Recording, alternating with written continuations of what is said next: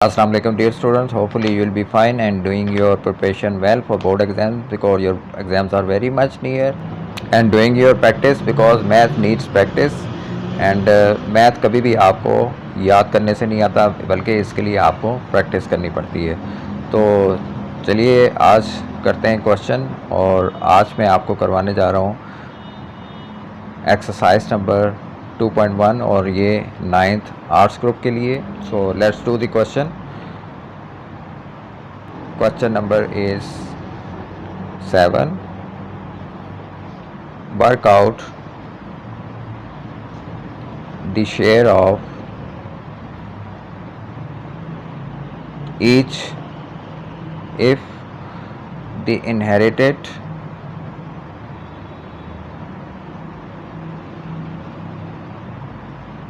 property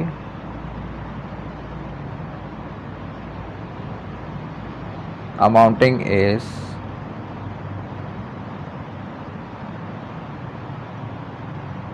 rupees 7,50,000 is left by a deceased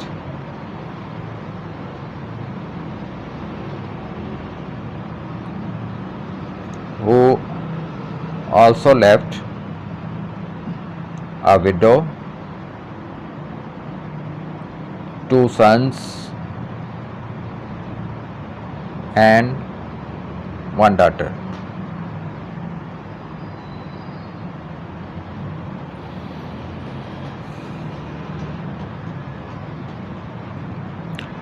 Now students, keep one thing in your mind that जब भी कोई मरने वाला अपनी जायदाद छोड़ के जाता है तो उसमें से जो बाकी औलाद या बेवा होती है उसके हमने शेयर मालूम करने होते हैं परसेंटेज के हिसाब से, और वो परसेंटेज बाय लॉ जो है वो हमारे पास दी हुई होती है।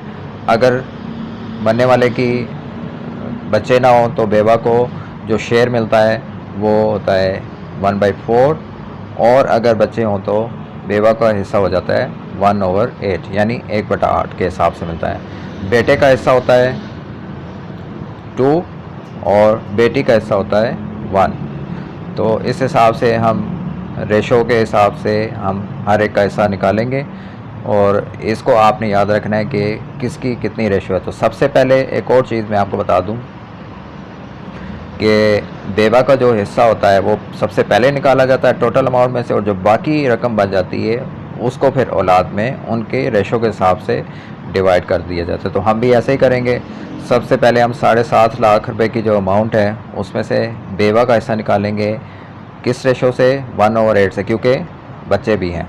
तो उस हिसाब से हम इसकी रेशो निकालेंगे बेवा की, और जो बाकी रकम बच जाएगी उसको हम बच्चों में बेटों में 2 के हिसाब से और बेटी के 1 के हिसाब से हम डिवाइड कर देंगे। तो चलिए करते हैं।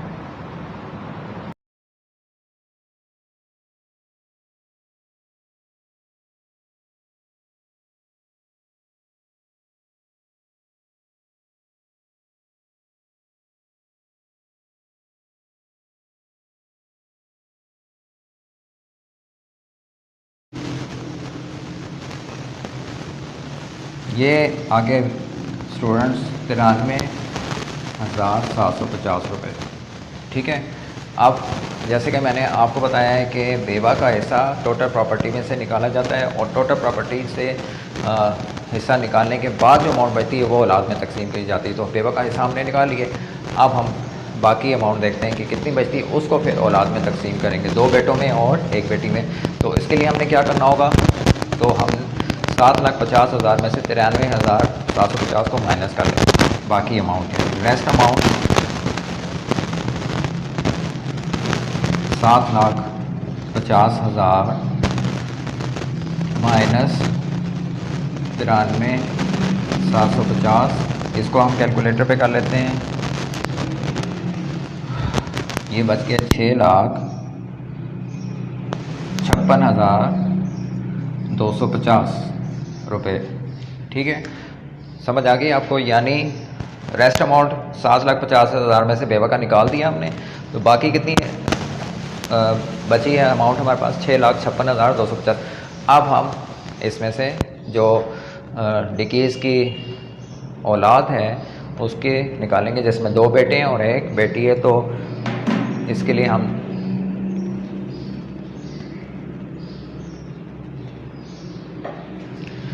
लिए हम सबसे पहले रेशो मालूम कर लेते हैं। Ratio between son and daughter वो कितनी होगी? बेटे 2 हैं तो 2:1 बेटी है तो 1। ये टोटल कितना बन जाता है? इसको हम प्लस कर देंगे, 2 + 2 + 1 = आ जाएगा 5। तो टोटल रेशो हमारी क्या निकली? 2, 2 और 1 के हिसाब से 5। तो अब इसको लेके हम टोटल जो अमाउंट बाकी बची है उसको तकसीम कर देंगे 2 बेटों में और 1 बेटी में। तो 5 हमने क्यों निकाला है? हमने बेटी का 1 हिस्सा को डिवाइड करना है 5 से, टोटल रेशो से मल्टीप्लाई बाय टोटल अमाउंट। ठीक है स्टूडेंट्स, तो इसको दोबारा गौर से सुने।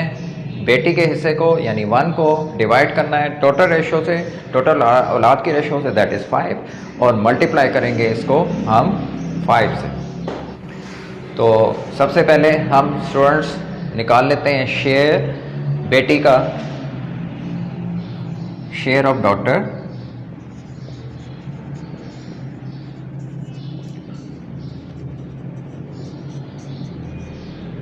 एक है उसका शेयर होता है 1/5 होएगा। यहाँ से रेस कर देते हैं, मल्टीप्लाई करेंगे 6,56,250 से, और इसको हम कर लेते हैं कैलकुलेटर से।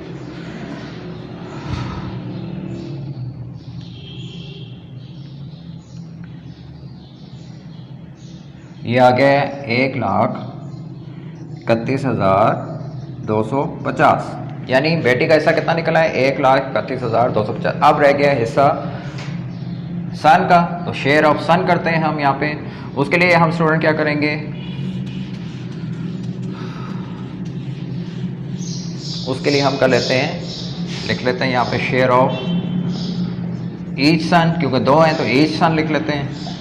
1 का निकालेंगे तो ऑब्वियसली वो दूसरे का भी निकल आएगा। तो शेयर 2 के बेटे का डबल होता है, 2 लिखेंगे, 2/5 लिखेंगे और मल्टीप्लाई करेंगे इसी टोटल अमाउंट से, 6,56,250, और इसको भी कैलकुलेटर पे सॉल्व कर लेते हैं।